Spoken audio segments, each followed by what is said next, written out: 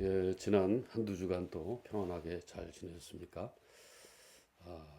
또 매우 쌀쌀해진 날씨 때문에 우리의 마음도 좀 울적해지는데, 그럴 때일수록 우리 그리스도인은 말씀에 의한 그리스도인의 소명이 뭔가 하는 것들을 다시 한번 생각해 보면서 생활의 각 분야마다 여러분과 제가 힘을 낼 수 있는, 에너지를 발산할 수 있는 그런 근거들을 마련하는 것이 우리에게 좀 지혜로운 일이 아닌가, 저는 그렇게 생각을 해봅니다. 요즘에 교회를 바라보면은 안타깝다, 그런 생각을 지울 수가 없습니다. 교회 본연의 역할은 이제 다 잊어버린 것 같습니다. 무조건 많이 모아야 되죠. 이벤트, 프로그램 이런 것들만 그냥 잔뜩 모아가지고 사람 한 사람 한 사람의 변화라든가 새로워짐이라든가 거듭남이라든가 중생이라든가 이런 것들은 별 관심이 없습니다.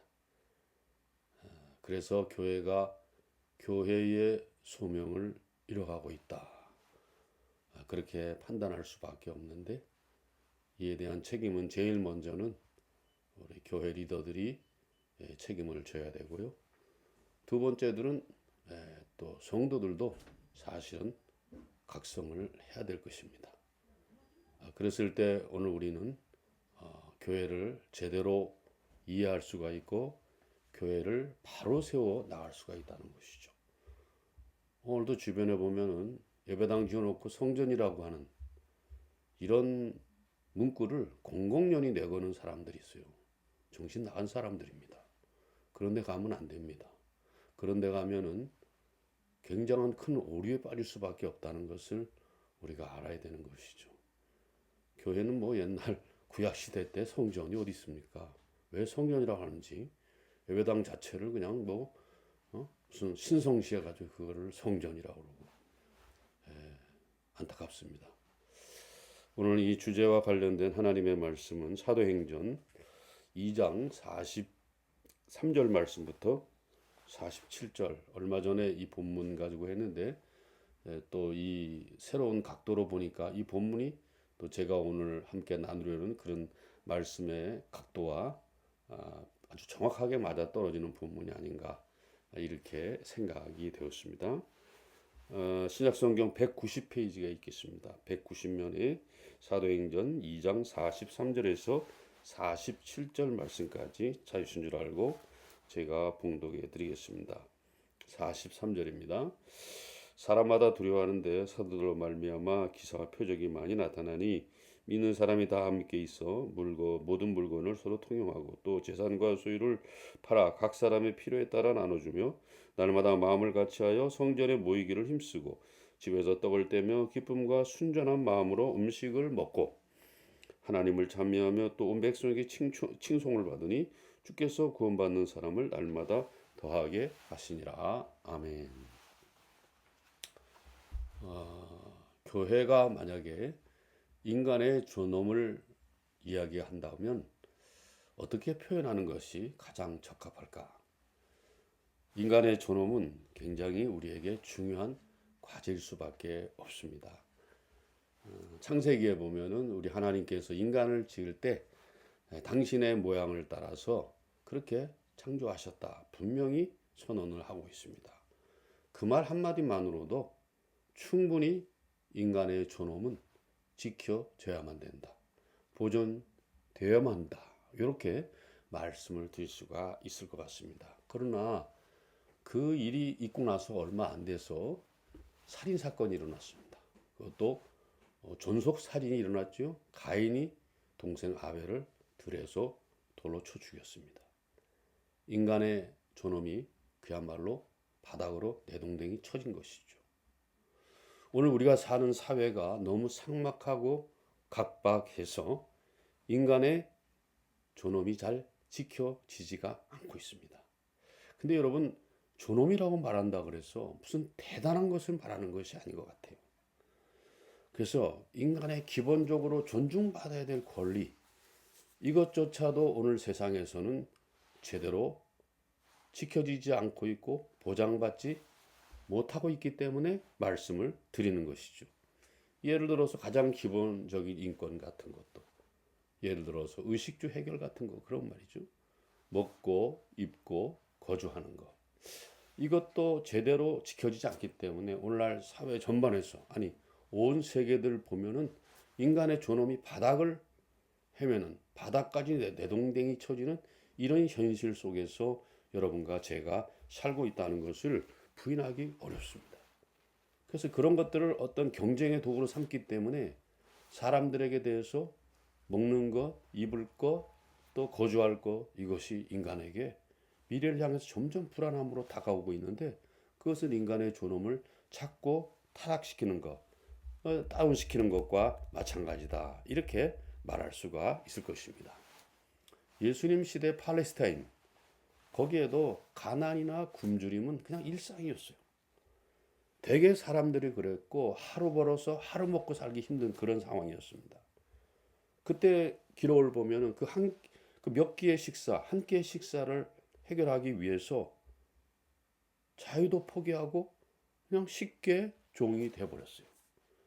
그 당시에 자유라는 개념이 그렇게 느껴지지 않는 그런 상황이었기 때문에 온 식구의 입에다가 거무줄 주는 것보다는 차라리 내 한 몸 종이 되어서 우리 가족들을 이렇게 잘 봉양하는 것이 낫다, 이렇게 생각해서 그냥 일반 평민이라 하더라도 종의 신분으로 그냥 바꿔서 입에 풀칠하고 가족의 어떤 생계를 책임져야 되는 이런 절박함 가운데 자유를 포기하는 일들이 그 당시에 비일비재하게 일어났다는 사실이죠. 그런데 그런 상황에서 우리 하나님께서 아들 예수를 이 땅에 보내시면서 제일 첫성이 뭡니까? 하나님의 나라 가까웠다. 회개하라. 하나님의 나라 가까웠다 그랬어요. 자주 제가 말씀드렸듯이 그 당시에 하나님 나라는 것은 로마 제국과는 다른 거예요.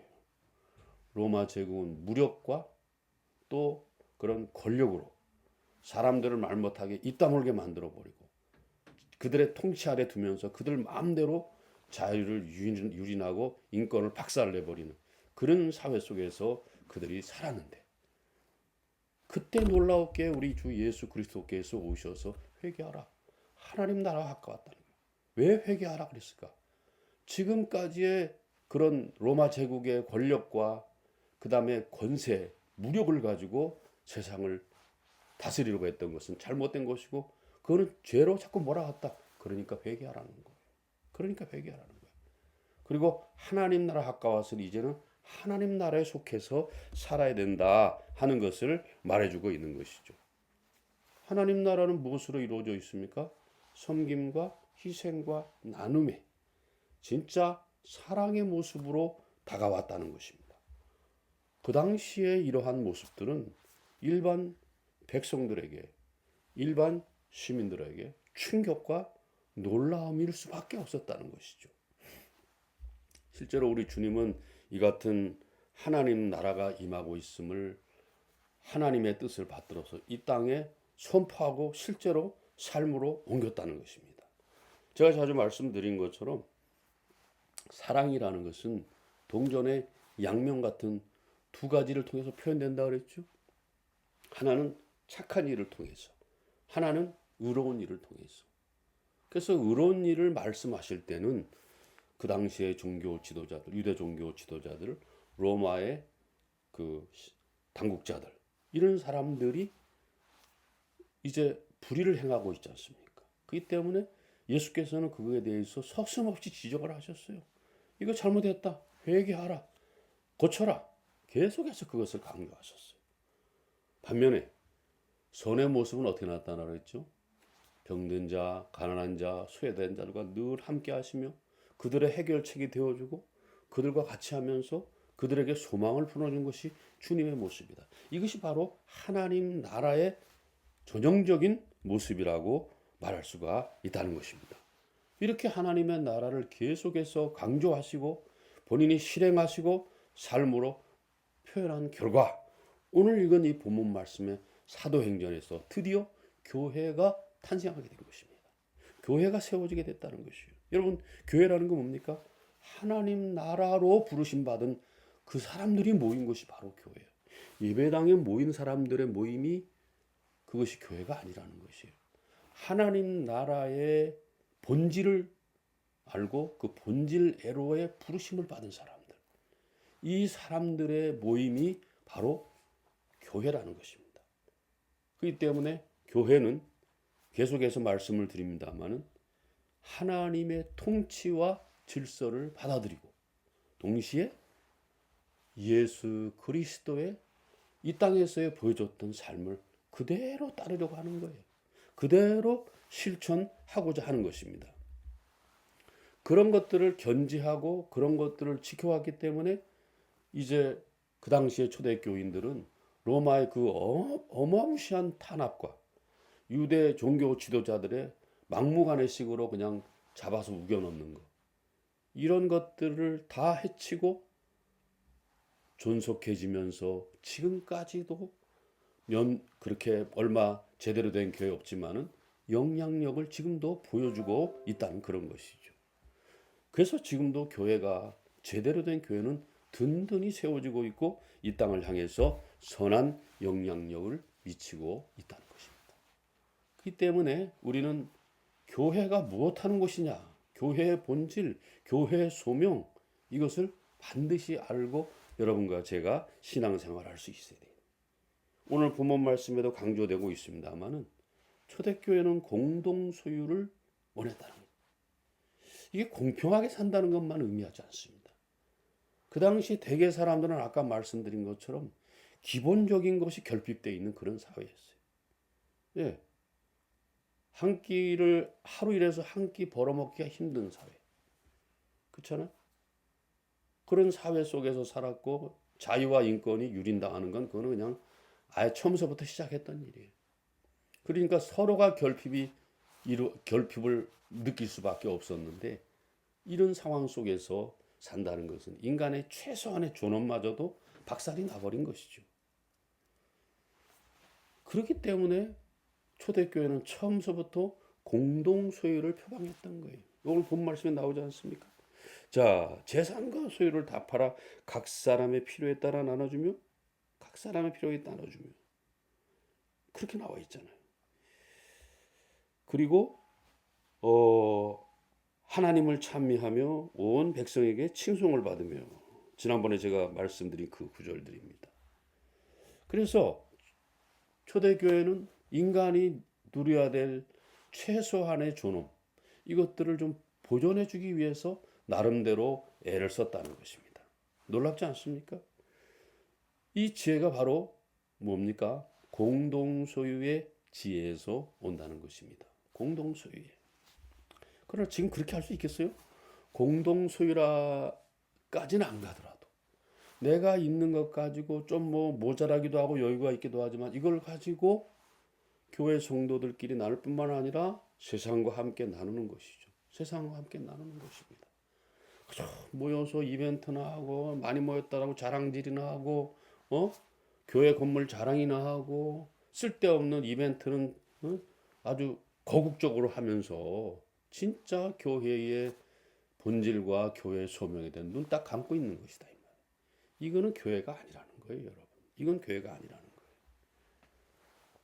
그렇기 때문에 이것을 봤을 때 우리는 교회가 인간의 최소한의 존엄을 지키는 그런 일에 일조하는 것이 필요하다는 것입니다. 그래서 과거 7, 80년대 민주화 시대 때 보면은 교회가 정신 차린 교회들이 인간의 최소한의 인권을 지키기 위해서 데모도 하고 고개도 갇혀가고 간첩이란 누명도 쓰게 되었고, 이날 상공화국 정권 때 어떤 일이 벌어진 거 우리가 다 알고 있지 않습니까? 예, 사람의 인권을 생각하나 뒤에는 사람 죽이고, 오공학도 마찬가지예요. 그래서 사람 그렇게 많이 죽이고, 근자에도 그랬고, 지난번에 물러난 모 대통령은 참 가관도 아니잖아요. 옛날 궁궐에 들어가서 지가 왕인 듯, 그 부인은 또 지가 그 무슨 왕비인 듯, 그런 정말 생각할수록 안타깝고 어처구니가 없습니다. 정신 똑바로 차려야 되는 것이죠. 자, 그래서 중요한 것이 한 가지 있는데, 그러면 교회가 이런 모습은 스스로 만들었느냐? 그거 아니에요. 어떻게 그걸 만드냐? 예수 그리스도가 이 땅에 계실 때 그 모습을 그대로 보여줬는데, 그 모습을 따르면서 하나님 나라를 근간으로 하는 교회를 세워나가기 시작했다는 거예요. 그렇기 때문에 백성들에게 칭송을 받았다 그러잖아요. 그렇기 때문에 점점 그 믿는 사람의 수를 더해갔다는 그런 사실 아닙니까? 놀라운 일입니다, 여러분. 놀라운 일이에요. 그래서 이렇게 하나님 나라의 가치를 예수님이 생명을 들어가며 실천하지 않았습니까? 그래서 예수의 삶에 드러나는 건 다른 거 아니에요. 야단치는 유대 종교 지도자들과 로마 제국주의자들을 향해서도 나쁜 짓 하지 마라. 그럼 너희들이 구원받는다.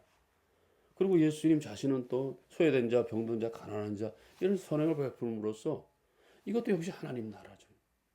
사랑을 근간으로 하고 말씀을 근간으로 하는 하나님 나라가 바로 거기 임하고 있다는 것이에요. 그게 바로 교회가 된다는 것이죠.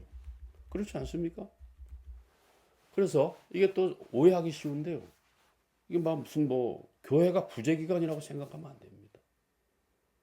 교회가 비록 구제기관은 아니지만은 사람들의 최소한의 필요를 채워주고 마음의 필요를 채워주고 육신의 필요를 채워주면서, 예? 이 하나님 나라가 이 가운데 임하며 하나님 나라가 무엇인가 하는 것들을 계속해서 말해주는 것이 바로 교회의 사명이고 성도의 사명이다 이 말이죠. 그래서 가장 기본적인 거, 가장 기초적인 거 누리지 못하는 그 사람들을 향해서 누릴 수 있도록 그렇게 도와주고 함께 해주는 것.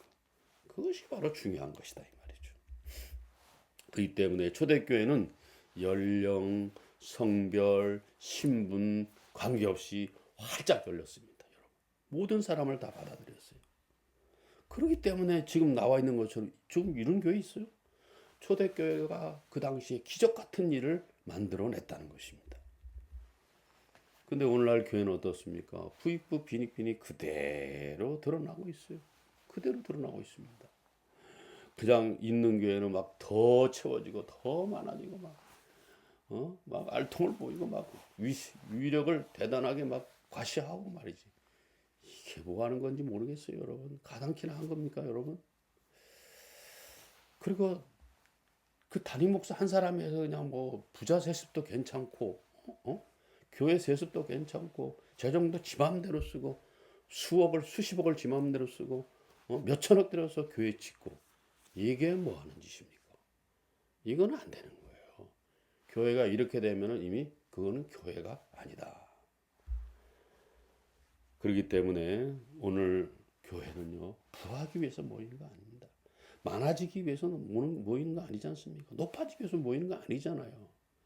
예수는 낮아지고 또 낮아졌잖아요. 그래서 교회는 세상의 세파 때문에, 세상의 세태 때문에 많이 잃어버린 것들을 다시 회복하고 다시 찾을 수 있도록 돕는 것이 바로 그것이 오늘날 교회의 역할이고 교회의 소명이다. 이렇게 말할 수가 있다는 것입니다. 근데 한 가지 또 놀라운 건요. 여기 있는 사람 자기 재산 소유를 다 팔았다 그랬잖아요. 그 사람들의 희생 우리가 무시할 수 없습니다. 놀라운 거 아니에요, 이 사람들? 자기 것을 자기 것이라 주장하지 않고 다 내놓고 팔아서 가장 기본적인 것이 없어서 힘들어하는 사람을 도와주라고 이렇게 갖다가 다 사도들 앞에 바친 거 아니에요. 얼마나 놀라운 일이냐 이 말이에요. 그 헌신과 그 희생으로 교회가 바로 이렇게 온전하게 세워져서 놀라운 일이 벌어졌다는 것이죠. 그 사람들이라고 해서 뭐 누리고 쌓고 보장받고 싫어하겠어요? 그런 거 싫어하겠어요? 아니잖아요. 진짜 하나님 나라의 통치를 원하고 진짜 하나님 나라의 본질을 자기들이 알기 때문에 핵심을 알기 때문에 이와 같이 모든 것을 다 들여서 교회가 교회되게 하는데 최선을 다했다는 것입니다. 어떻습니까? 오늘 우리가 인간의 최소한의 존엄을 채워줄 수 있는 그런 교회, 그 교회는 바로 하나님 나라로부터 시작됐다는 것이에요. 하나님 나라. 사랑으로 이루어져서 의와 선을 베풀어서 꾸짖을 건 꾸짖고 불쌍히 여길 건 긍휼히 여길 건 긍휼히 여겨주고, 그렇죠? 그런 것이고, 또 하나는 모든 사람들과 함께 더불어 살고 나누며 살면서 사람들의 최소한의 필요를 채워주는 것이. 그러기 위해서는 자기 것을 자기라고 주장하지 않고 이렇게 다 모든 것을 나누면서 했다는 놀라운 사실이에요, 여러분. 우리가 이것을 잊지 말아야 될 줄로 믿습니다. 여러분, 우리는 그냥 단순히 예배당에 모인 사람들의 교회를 생각해서는 안 됩니다. 내가 그 교회에, 보이지 않는 교회에 하나님의 나라로부터 부르심을 받은 그런 사람들이 모인 공동체로서, 신앙 공동체로서 내가 어떤 역할을 해야 될 것인가. 아니면 눈뜬 그런 사람들이 모인 곳이 꼭 진짜 교회예요. 그냥 교인이 돼서는 안 됩니다. 우리는 다 교회가 돼야 됩니다. 성도가 돼야 되고 교인이 돼야 되죠. 이제 이 말씀을 함께 나누면서 정리를 해봅니다. 이와 같이 정리를 해서 우리가 하나님 나라의 이름으로서 하나님 앞에서 우리가 어떻게 살아가야 될 것인가 하는 것들을 다시 한번 생각해 볼 수 있어야 되겠어요. 그랬을 때 여러분들은 진정한 성도가 될 수 있고 교회가 될 수 있고 하나님 나라의 백성이 될 수 있고 하나님 나라의 자녀가, 하나님의 자녀가 될 줄로 믿습니다. 점점 추워지는 날씨 속에서 우리가 하나님 나라에 속한 교회의 한 지체임을 우리가 인식한다면, 우리 삶으로 가져간다면 우리의 온 인격이 후끈 달아올라서 이 겨울도 뜨뜻하게 지내게 될 줄로 믿습니다. 추워지는 날씨, 또 한두 주간 하나님의 말씀을 마음에 담고 삶으로 풀어내서 온전하게 승리하는 여러분의 삶이 되시기를 주님의 이름으로 부탁을 드립니다. 감사합니다. 평안하십시오.